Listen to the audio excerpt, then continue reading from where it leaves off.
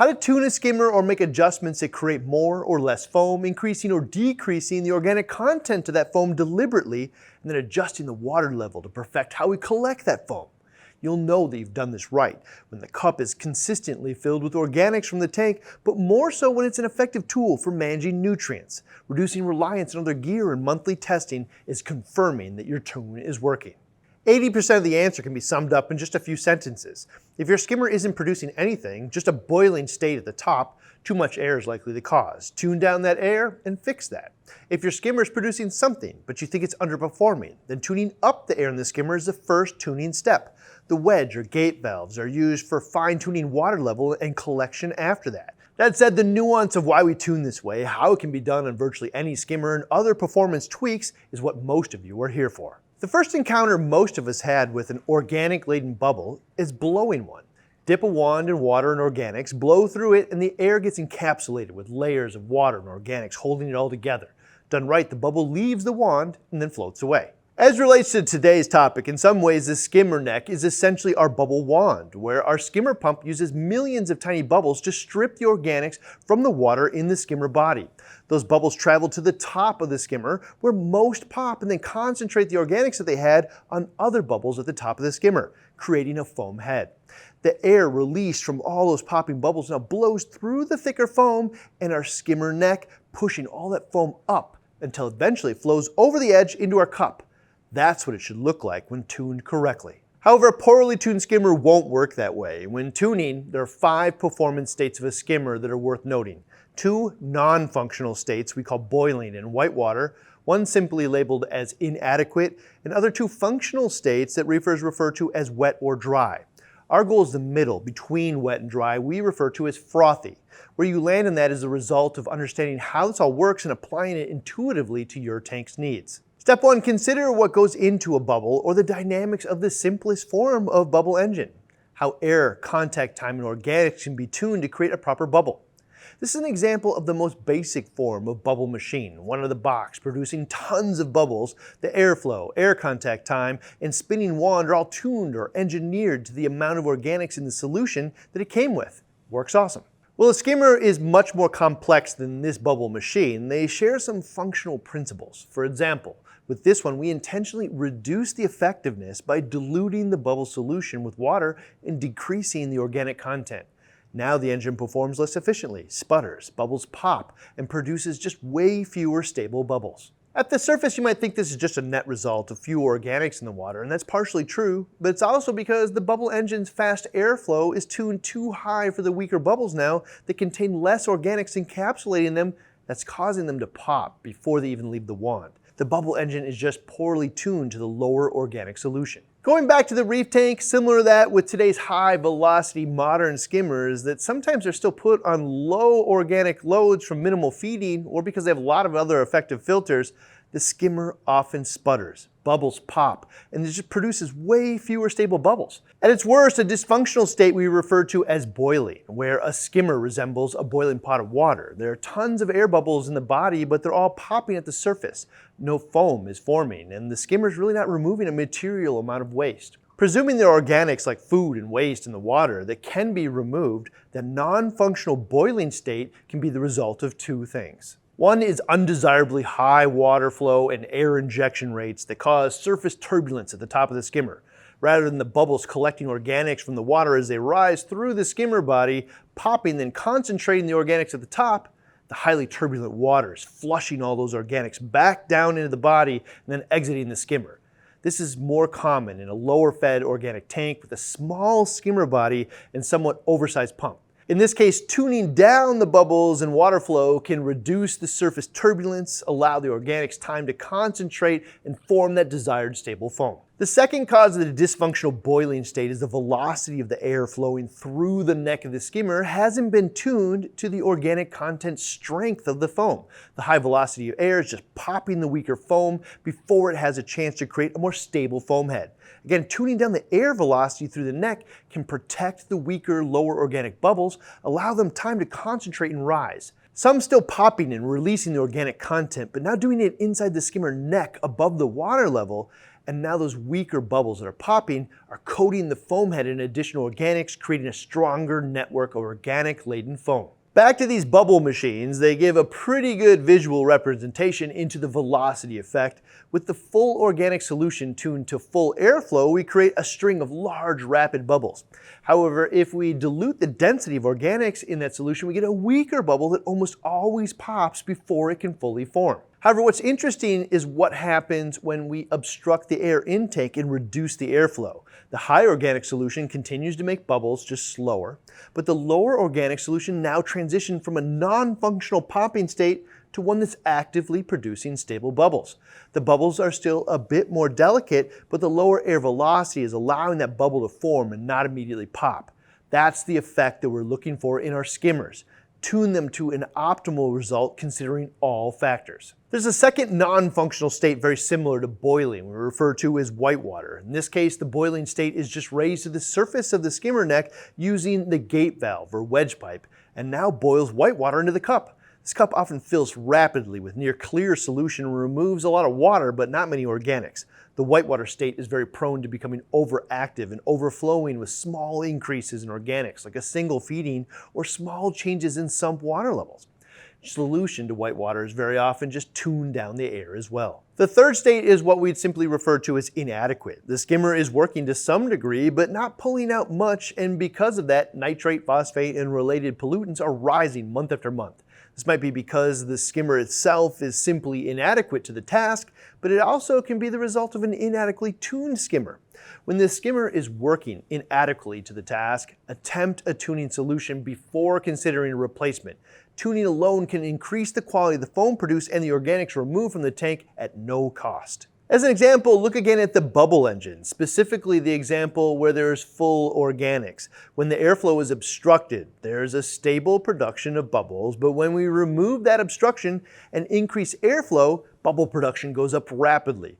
In this case, airflow is the limiting factor, and the bubble engine works much better when we fix that by increasing the air intake. In the skimmer, that means in high organic instances with lots of food and waste in the tank, increasing air can very often take what looks like a functioning skimmer and make it even better. By increasing the amount of organics collected and reducing the reliance on other filtration methods and water changes, or simply allow you to feed more. That better tuned skimmer, the result of more air matching heavy feeding or bioload, and can be seen in the collection cup and what's being removed, as well as with the test kit when nutrient pollution stops rising perpetually. What should be apparent now is less air is not better, and more air is certainly not always better. The right amount of air is better, hence why modern methods of tuning skimmers via changing the amount of air injected is much more valuable than traditional methods of only changing the water level in the skimmer with the wedge or gate valve. Now to the two states where a skimmer is functioning, wet or dry. There's some debate if wet or dry is better, which you can decide for yourself in just a moment. The wet or dry conversation assumes that the foam engine has already been tuned for reliable foam production. We're now just optimizing for how we want to collect that foam, wet or dry. And it involves the gate valve or wedge pipe more. A skimmer that's tuned to produce a wet skimmate is creating a wet foam, which as the name suggests has a lot more water in it. The wetter foam typically has weaker bubbles with fewer organics helping to hold the form together. So they're still popping, but there's just a lot more thinner foam liquid collected in the cup. In theory, the higher volume of low organic fluid removes the most organics, which is why wet-tuned skimmers are generally considered to perform the best. If you were to watch it for a couple minutes, you would see the foam slide over the edge more than once, ideally fairly consistently. Wet skimmate collected will be very fluid with various shades of transparent to opaque green liquid. They'll have visible particles that have settled out. Pretty typical for a wet skimmer cup to be full every few days and need to be emptied. For that reason, many wet skimmer reefers use a port in the cup and a collection receptacle. Overall, tuning for wet skimmate can sometimes be more finicky and susceptible to small fluctuations in organics or sump level or water level. Assuming the foam engine has been tuned to produce a stable foam head, wet skimmate can be produced in two main ways. One, by raising the water level inside the skimmer with the gate valve or wedge pipe so the foam doesn't have to travel as high above the water level in the body. Gravity drains out less water from the foam and more water-laden foam goes into the cup. Another way to increase the wetness of the foam is actually increase the air injected into the skimmer, which adds more bubbles, often weaker bubbles, bringing water with them. popping and adding more water to the foam. The other state of functioning skimmer is a dry foam, which is, as the name suggests, dry and has less water in it. In this case, the skimmer is set up to allow the foam to rise significantly above the water level in the skimmer and allow the water to drain out of the bubbles. In combination with that, the weaker bubbles reach the top, they pop, drain their water, release the organics they contain to coat the other remaining bubbles and make them stronger, more stable. Net result is a thick, stable network of foam. The foam is typically an off-white to brownish color, a visual indicator of the organics that it contains. The collection of dry foam is often much slower, much less fluid, and can be more sludge-like. Cup is often filled and emptied every couple of weeks rather than days. However, there is one other important difference. Skimmers that are set up for dry foam tend to build up a thick organic paste inside their necks from organic coated bubbles popping and attaching to the side of the skimmer neck, coupled with less water washing that paste away. Once the cup is emptied and all the paste is removed, a pretty considerable amount of organic waste has been removed from the tank. It's my personal belief that the export that happens from that paste collection and removal is likely undervalued and an important part of skimmer performance. Tuning for dry foam is often less sensitive and can be easier, especially if you consider the paste in the neck as part of the export performance. Again, assuming the skimmer is already tuned to produce a reliable foam head, the most common way to get a dry skimmate is simply to lower the water level with the wedge pipe or gate valve. Now the foam has to travel higher to escape the neck and collect in the cup. During that extended travel, gravity will drain the water out of the foam and produce a drier skimmate. Reducing the air can also reduce the bubbles and the water they carry into the foam and create a drier foam as well. One of the reasons a dry tune can be easier is it's just less susceptible to becoming overactive and foaming over from additions of food or other organics. You also don't need to empty the cup as often. So the question, of course, is what's better, wet or dry? My personal experience is neither, and something in the middle we refer to as frothy is best. Frothy being near organically saturated, but also some of the water is drained out, creating a head of frothy, fluidly moving foam. This is something that we ran a quick experiment on a while back, which we tested 3 states of skimmate, from wettest to driest, collected the skimmate for 24 hours, diluted what was collected in a liter jar, and visually assessed them for organic concentration. The dry skimmer was the lowest, wet second best, and the frothy middle appeared the darkest, an indication that it contains the most organics. Notable that this test wasn't run long enough to collect that paste from inside the neck. This is fluid only in the cup. The middle of the pack is also a good visual example of what frothy means to me and how it visually differs from wet or dry skimmate. Now that you know what to look for, it becomes more intuitive why one of these might perform better than the rest. This test is something you could repeat at home, but better is simply tuning to the best of your ability or what intuitively looks correct, and then testing nitrate and phosphate at least monthly. Testing the end goal rather than testing the tool. Regardless of what your nutrient goal is, the primary thing that most experienced reefers are looking for is simply not higher than last month or the last time you tested. If it is, adjust to wet or drier, and then check the next time you test. Actual measurable performance in your tank is what matters. Okay, on to the meat of it. How do we apply this knowledge to our tunes? First, how to adjust the air. The best way is dependent on your skimmer design, so we'll share the most popular methods. First and easiest is if your skimmer has a DC pump with a control box and several speed settings, then changing the air draw is easy. The faster the pump spins, the more air will draw. So more or less the up and down buttons are your best method of tuning air in foam production. I'd start low and add a speed each day until you achieve diminishing returns. You may need to adjust the water level inside the skimmer with the gate or wedge each time. I'd go as far as to say a controllable multi-speed DC pump might be the most valuable feature of a skimmer, at least the most effective tool for me. For some skimmers like the adaptive Reef line, they also have an air meter and valve in line so you can see how much air they're injecting, a performance reference and alternative to changing DC pump speed. That said, these valves will reduce the total amount of air going through them by adding head pressure, so some reefers that want all the air will bypass features like these and swap the tubes. It's worth noting that these adaptive Reef skimmers come with swappable cup inserts that change the size of the neck. If you're running on a low organic, low air setting, use a smaller neck insert so you don't need to produce as much foam for it to work optimally.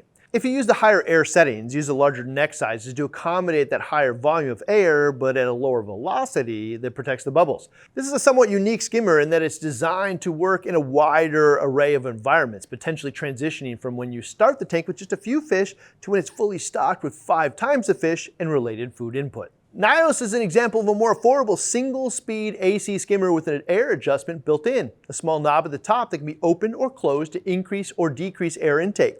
If your AC skimmer doesn't have that, you can use something like a Murlock valve and a couple 3/8" stem to barb adapters on the airline to restrict the air cheaply and easily.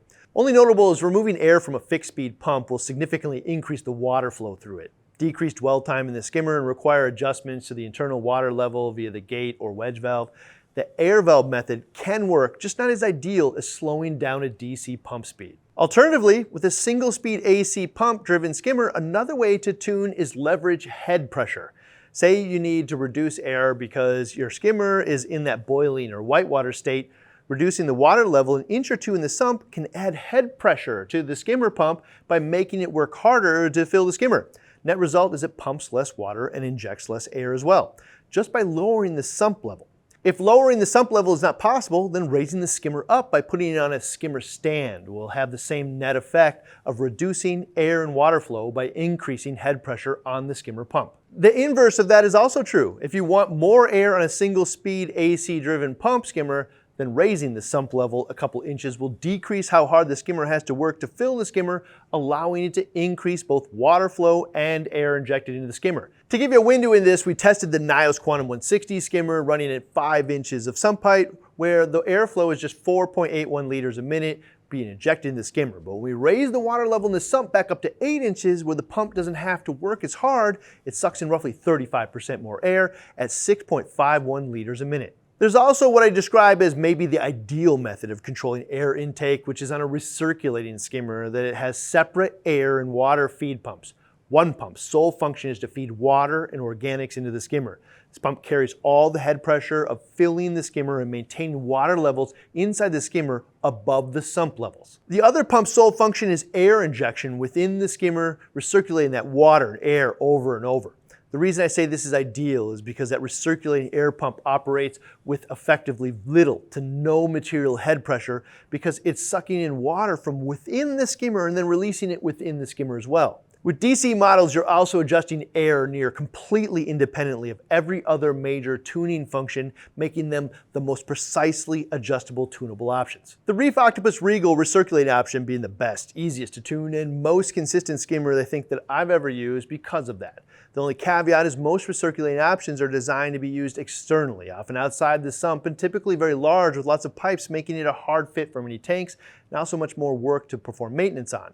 So best performance often comes at a cost. Alternatively, there's a relatively new design I call a recirculating hybrid, which is a single pump recirculating skimmer.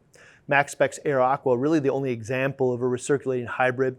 What this does is use a dual head pump. Both sides can operate normally by sucking in air and water to create dual foam streams. Or it can work in hybrid mode where you turn one dial on the intake of one pump and turn it into a recirculating pump, sucking water from inside the skimmer rather than the sump.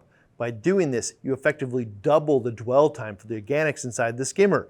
Ideal for lower organic or newer tanks. In fact, both sides of the pump are adjustable from partially to near full recirculating. When we adjusted one of the Air Aqua's dual heads to the recirculating style, it went from 17.17 liters a minute of air draw to 20.34 liters a minute, so not just more dwell time, but more air in this case as well. The DC motor speed will be used as a primary way to adjust the air intake. The instructions have some pretty clear suggestions for various tank styles and sizes. The hybrid recirculating feature and its effectiveness, the primary reason that we use this skimmer on most of the 52 SE tanks. Now we've adjusted for air or quality of foam, looking for frothy as the goal. The next goal is optimizing for how the foam is collected. This is predominantly done by changing the water level inside the skimmer using a wedge or gate valve. Raising the water level up, making the wetter skimmate, lowering it, using gravity to drain some water out, and then making it drier. There are lots of ways to raise and lower the water level, ranging from hard and finicky to easy and intuitive. They all work, but my least favorite is probably the wedge pipe. There's just very little visual reference that's easy to see in the dark sump as to if you're opening it or closing it and by how much. Most seem to be very touchy, where limited adjustment range doesn't seem to do much at all, but then that last bit of the twist makes very large adjustments. The wedge pipe design works, but I'd say it's best for someone who wants to set the skimmer once and then not mess with it. There's also a slew of different types of gate valves used for water level or wet or dry foam production. Some are typical PVC gate valves. These work better for me than wedge pipes, but often have that same flaw where it's hard to tell how much it's opening or closing, and for most of the adjustment range, it's wide open with little effect until you get just before fully closed, and there's a small range that has big impacts. Again, sometimes less ideal for an active tuner that wants to just walk up, see what the tank needs, and make adjustments easily. There are also knob type gates like Red Seas where you twist a knob at the top of the skimmer which open and close a gate valve opening at the bottom. I find these to be more intuitive, bigger working range, and less finicky than the plumbing versions, making them better for active tuning. There's one gate style that I like the best, and that's the max spec version which uses a geared dial. This specific one's only on the Air Aqua, and it's used to raise and lower the gate. The reason I find it easier to use than others is because that gear dial moves up and down with the gate, so even in a dark sump, with my hand alone I can physically feel how much the gate is going up and down without even looking at it. Everyone here that's tried it agrees that it's the best of the gate designs that they've used. There is another higher end option called a telescoping water level that Bubble King uses in their deluxe skimmers. In this case, the water output or exit from the skimmer has a telescoping pipe that goes up and down and effectively raises and lowers the water level. What's unique about this method is the water level in the skimmer will match the bottom of the exit pipe. So there's a visual reference for setting the water level, just the pipe. It's by far easier than any other type of valve. There are some other things that can affect your tune or performance of the skimmer. One is consider your filter sock solution. If you change your filter socks every few days, it's a huge organic export. However, if you change them like once a month or when they're clogged and overflowing, they're just a place for organics to collect and decompose. It's been my experience that unmaintained filter socks not only have little value, but they also hurt the skimmer performance by capturing and decomposing organics that the skimmer would have otherwise removed. In cases like this, try removing your filter socks and seeing what effect it has on your skimmer. The skimmer will likely perform better, then confirm this was the right move with your monthly nutrient testing. Similar to that, tanks with filter rollers that remove organics in almost real time before they decompose will greatly reduce what your skimmer is even going to remove. In this case, I wouldn't say that's bad because the filters are supportive of each other, but in this case, that roller is going to remove a lot of the organics before they get to the skimmer, and a smaller size skimmer will likely perform better than a larger one because of the lower organic load. What we feed can also impact skimmer performance. Specifically, oily foods can shut down skimmer performance pretty fast. As an example of that, put your hand in the sump and you'll often see the entire foam head collapse near immediately just from the oils on your hand.